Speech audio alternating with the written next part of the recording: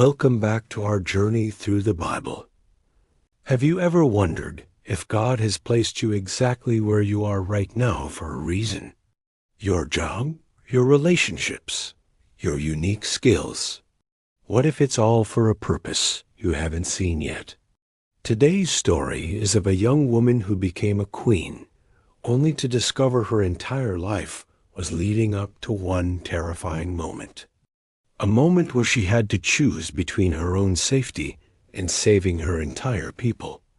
Our story begins in the massive Persian Empire, ruled by the powerful but impulsive King Xerxes. In the 3rd year of his reign, he threw a party that lasted an unbelievable 180 days, just to show off his wealth.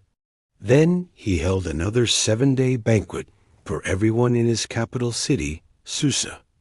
On the final day, feeling a little too merry with wine, he ordered his wife, Queen Vashti, to come and show off her beauty. Queen Vashti had refused. King Xerxes was furious.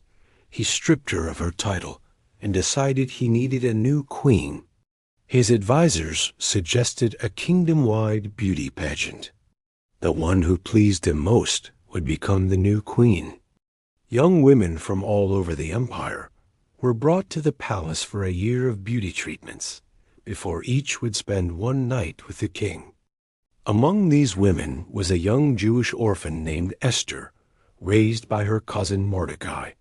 She was stunningly beautiful. Esther was taken to the palace. She quickly won the favor of Hege, a man in charge of the women. Mordecai advised her not to tell anyone you're Jewish. After 12 months of preparation, it was Esther's turn. She didn't ask for fancy jewels or clothes, only taking what Hege suggested. When she entered the king's presence, he was captivated. He loved Esther more than all the other women and placed the royal crown on her head. The Jewish orphan was now the queen of Persia. Mordecai was given an official role at the king's gate. He overheard a plot to assassinate the king and told Esther. She reported it to the king and gave Mordecai the credit. The plot was stopped, and Mordecai's good deed was written down in the royal records. King Xerxes promoted a man named Haman to the highest position in the kingdom and commanded everyone to bow down to him. Everyone did, except Mordecai. As a Jew, he would only bow to God. Haman found out. He was filled with rage. He vowed to destroy all the Jews in the entire empire. Haman went to the king and described the Jews as a rebellious people who didn't follow the king's laws. He even offered to pay an astronomical sum of money to finance their complete annihilation. The king gave Haman his signet ring, authorizing the plan. A decree was written and sent out to every province. On the 13th day of the 12th month, all Jews, men, women, and children were to be killed. The city of Susa was thrown into panic. Mordecai heard the news. He tore his clothes and wailed in the streets, covered in sackcloth and ashes. Esther heard about her cousin's distress and sent a servant to find out what was wrong. Mordecai explained the plot and sent Esther a copy of the death decree. She had to go to the king and plead for her people. But this was a death sentence.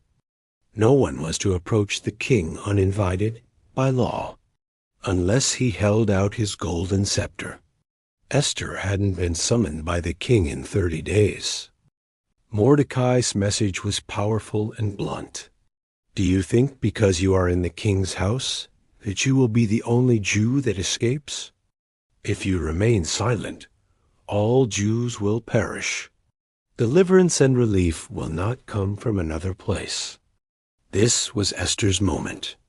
The moment she realized she was granted the royal position for a time such as this.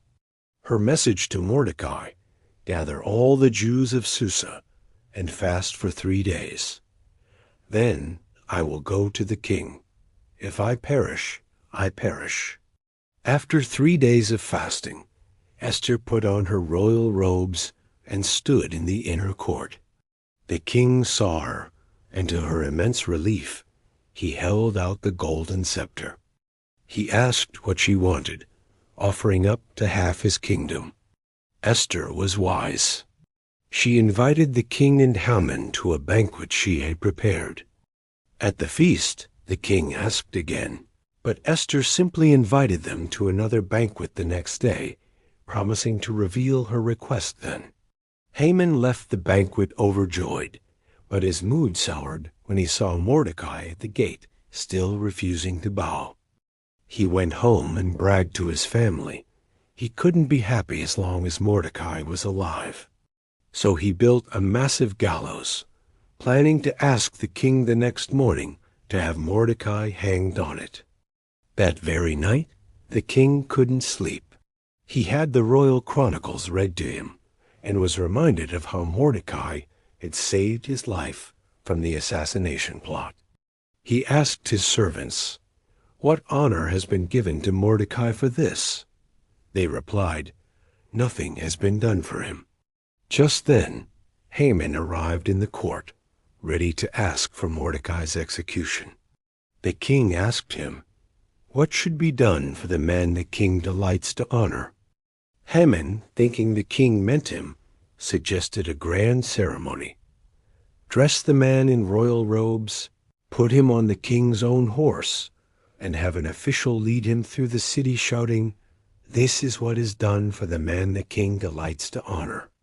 The king loved the idea and said, "Go at once. Get the robe and the horse, and do just as you have suggested for Mordecai the Jew." Haman was mortified, but he had to obey, leading his worst enemy in a parade of honor. That evening, at Esther's second banquet, the king again asked for her request. This was the moment. Esther replied, "If I have found favor with you, your majesty, spare my life. This is my petition. And spare my people. His is my request. For I and my people have been sold to be destroyed, killed, and annihilated." The king demanded, "Where is the man who has dared to do such a thing?" Esther looked directly at Haman and said, "This wicked man." Haman was terrified. The king stormed out in a rage. When he returned, Haman was pleading for his life, having fallen to his knees in front of a couch where Esther sits. The king was even more furious. A servant pointed out the gallows Haman had built for Mordecai. The king commanded, "Hang him on it." The original decree couldn't be revoked. The king gave Esther and Mordecai his ring to rewrite a new decree. This new order gave the Jews the right to defend themselves. Instead of being destroyed, the Jews were victorious over their enemies. Esther's story shows us and teaches us. God places us in positions of influence. Your life isn't an accident. Doing the right thing often requires immense courage. Risks need to be taken for His purpose. It may take everything you have to resolve. God is always orchestrating events, even when we can't see Him. His hand is everywhere, even if His name is never mentioned.